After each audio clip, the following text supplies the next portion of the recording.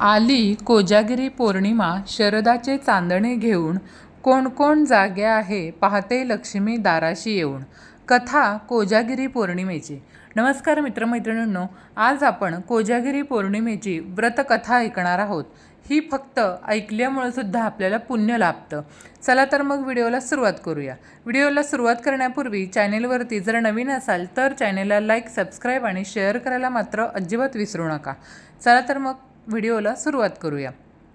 कोजागिरी पौर्णिमेच्या रात्री महालक्ष्मी देवी पृथ्वीवर भ्रमण करून जो जागृत म्हणजे कोण कोण जागरण करत आहे हे पाहते आणि जे जागरण करत असतात त्या व्यक्तींचं ती कल्याण करत असते. फार पूर्वीच्या काळाची गोष्ट आहे. वीरभद्र नामक एक सावकार होता. तो आणि त्याची पत्नी खूप धार्मिक होते. त्यांना 2 कन्या होत्या. त्यांनी आपल्या मुलींना देखील धर्मपालनाचं धडे दिले होते. ते घरात सर्व व्रतवैकल्य करत असत. मोठी बहीण खूप श्रद्धाळू आणि धार्मिक होती, तर लहान बहीण फक्त तितके कसं तरी जमवून नेत असे. दोघीही शरद पौर्णिमा व्रत करायच्या. मोठी बहीण पौर्णिमेचं व्रत पूर्ण पाळायची आणि या दिवशी लक्ष्मी पृथ्वी तलावर येत असते. त्यामुळं मोठी बहीण तिच्या स्वागतासाठी मसाल्याचं दूध आटवत असे व जागरणसुद्धा करत असे. रात्री 12 वाजेपर्यंत जागरण करून ती ते दूध सर्वांना वाटत असे. इंद्र, ऐरावत व लक्ष्मीचं पूजन करत असे. चंद्राची पूजा करून रात्री आनंदात जागरण ती करत असे. देवीसुद्धा कोण जागा आहे हे पाहत असते असं म्हणतात. त्यामुळं ती जागरण करत असे. रात्री ती चंद्राचं औक्षणसुद्धा करत असे. परंतु लहान बहीण व्रत अर्धवट सोडून झोपून जायची. तिचे आई वडील नेहमी तिला समजावत असत, पण तिच्यात मात्र तिळमात्रही फरक पडत नव्हता. कालांतरानं दोन्ही बहिणींचं विवाह झाले आणि दोघींच्याही घरी सुख समृद्धीला कशाचीही कमतरता नव्हती. मोठ्या बहिणीला 2 मुली झाल्या. ती खूप आनंदात होती, पण धाकटी बहीण मात्र सर्व सुख असूनही फार दुःखी होती. याचं कारण काय तर कारण धाकट्या बहिणीची मुलं जन्म घेताच मृत होत होती. हे कशामुळं होतं हे मात्र त्यांना कळत नव्हतं. त्यामुळं एका तपस्वी ऋषीवरांना बोलवून तिनं आपली व्यथा मांडली आणि विचारलं कारण याचं काय आहे. तेव्हा ऋषी म्हणाले, मुली, तू पौर्णिमेच्या दिवशी अपूर्ण व्रत करत असल्यामुळे ही दशा तुझ्या मागे लागली आहे. त्यामुळे तुझ्या मुलांचा अकाली मृत्यू होत आहे. हे सारं ऐकून धाकट्या बहिणीला आपण केलेल्या चुकीची आठवण झाली. तिने पुन्हा हात जोडून त्यांना त्याविषयी मार्ग दाखवा म्हणून सांगितलं. तेव्हा ऋषी म्हणाले, मुली, तू पौर्णिमेच्या दिवशी योग्य व्रत पाळलंस तर तुझी मुलं जिवंत राहतील. त्यानंतर ते ऋषी तिला आशीर्वाद देऊन निघून गेले. ऋषींनी सांगितल्यानुसार वीरभद्रच्या धाकट्या मुलीनं विधींचं पालन करून शरद पौर्णिमा हे व्रत केलं. काही काळानंतर तिला मुलगा झाला, पण तोही लवकरच मरण पावला. पण तेव्हा मात्र ती खूपच दुःखी झाली की इतकं सारं व्रतवैकल्य करून देखील माझ्या नशिबी पुन्हा दुःखच आलं. तिनं मृत झालेल्या मुलाला पाठीवर झोपवलं आणि कापडानं झाकलं. आपल्या बहिणीला मुलगा झाला म्हणून तिला भेटण्यासाठी तिची मोठी बहीण आली होती. बहीण आपणास भेटावयास आली आहे म्हणून तिनं मोठ्या बहिणीला बसायला जागा दिली. मोठी बहीण बसणार इतक्या तिचा स्पर्श मृत बाळाला झाला आणि तो मुलगा रडू लागला. मोठी बहीण रागानं म्हणाली, मी जर या मुलाच्या शरीरावर बसले असते तर हा मुलगा मेला असता. यावर धाकटी बहीण म्हणाली, तो तर आधीच मेला होता. तुझ्या स्पर्शानं, पुण्यकर्मानं तो परत जिवंत झाला आहे. आपण दोघी बहिणी शरद पौर्णिमा व्रत करायचो, पण तू ते पूर्ण करायचीस आणि मी अर्ध्यातच सोडून द्यायचे. माझ्या चुकीमुळं माझी मुलं जगत नव्हती, पण तुझ्या पुण्याईमुळं हे मूल जिवंत झालं आहे, असं तिनं थोरल्या बहिणीला सांगितलं. या प्रसंगानंतर दोन्ही बहिणींनी संपूर्ण नगरामध्ये ही कथा सांगितली.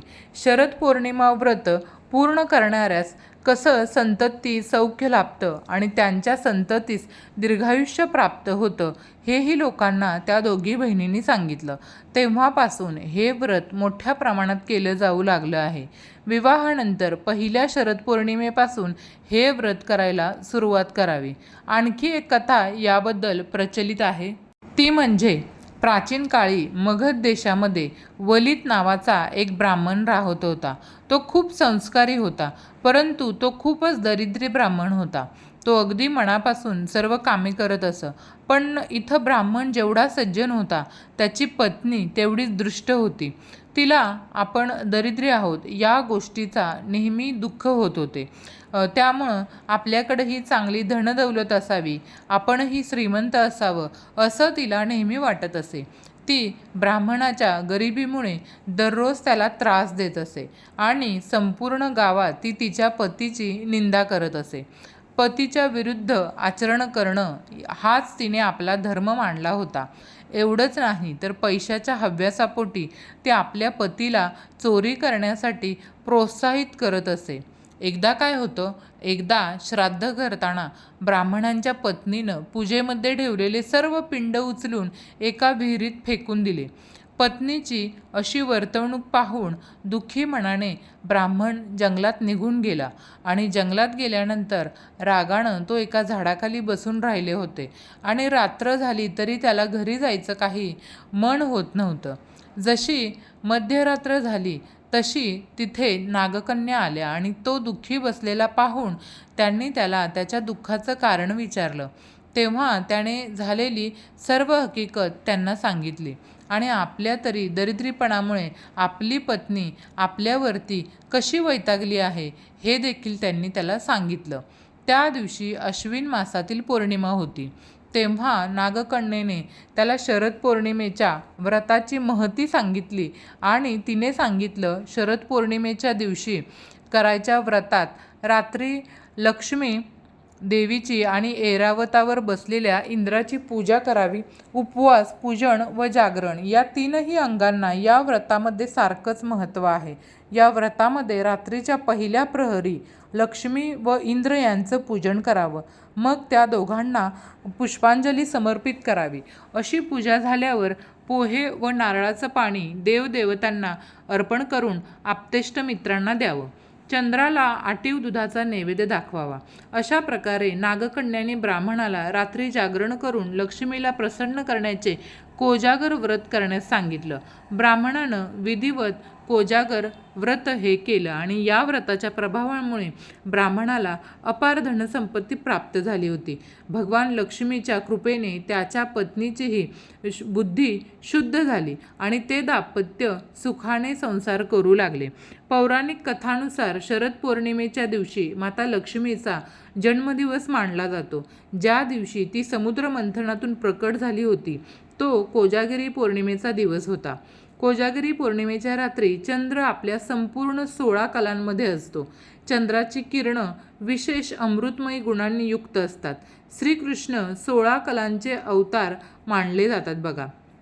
द्वापार युगामध्ये वृंदावनामध्ये भगवान श्रीकृष्णाने गोपिकांसह रात्री रासक्रीडा या महारासलीला केली होती बघा. वृंदावनामध्ये निधिवनातही आजही श्रीकृष्ण आणि गोपिका रासलीला रचतात अशी मान्यता आहे. त्या विशेष प्रसंगाची आठवण करून देण्यासाठी हे कोजागिरी व्रत केलं जातं.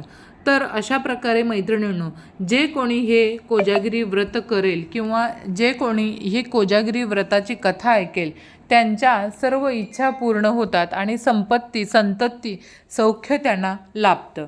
तर आजची ही माहिती तुम्हाला आवडली असेल अशी अपेक्षा करते आणि जर आवडली असेल तर चॅनलला लाईक, शेअर, सबस्क्राईब करायला विसरू नका. धन्यवाद.